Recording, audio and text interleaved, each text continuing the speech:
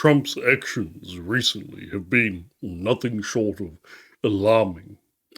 The actions that he undertook in Venezuela with President Maduro are absolutely shocking and no doubt will be contested in the US courts because that action is legally questionable, if not straight up illegal.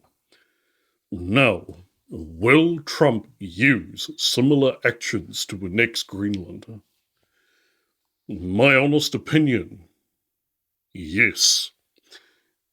Now, that is not a definitive yes, he may or may not, but I believe that you are being naive if you believe for a second that them nominally being part of Denmark has anything to do with whether or not he would undertake military action to achieve his goals.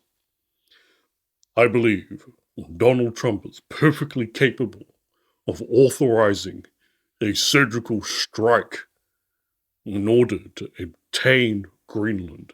He wants Greenland and he wants Canada. And I would not stop short of Canada. Now, people might say, Venezuela was a shithole. Well, that's not true, I might add. But people would say that, right? This is what I have to say. Venezuela was not a failed state. But let's go with it. Let's say it was that Maduro, this highly evil guy, ran that place into the ground, and it is a failed state. Let's go with that. There is precedent in American history for annexing a country in total violation of both her own laws and international law, and for said country not to be a failed state, in fact, to be far from it. That was the annexation of Hawaii. America has already done this. Hawaii was a respected kingdom where the monarchy dined with the British monarchy. They were far from a failed state, quite the opposite. They, although small population, were incredibly wealthy and were essentially on the up and up, and America annexed her. So, that shows what they are capable of. And would Trump be willing to do that today to Greenland and Canada? I believe he would. And I believe he would rely on two things to get the job done. Number one, fait accompli.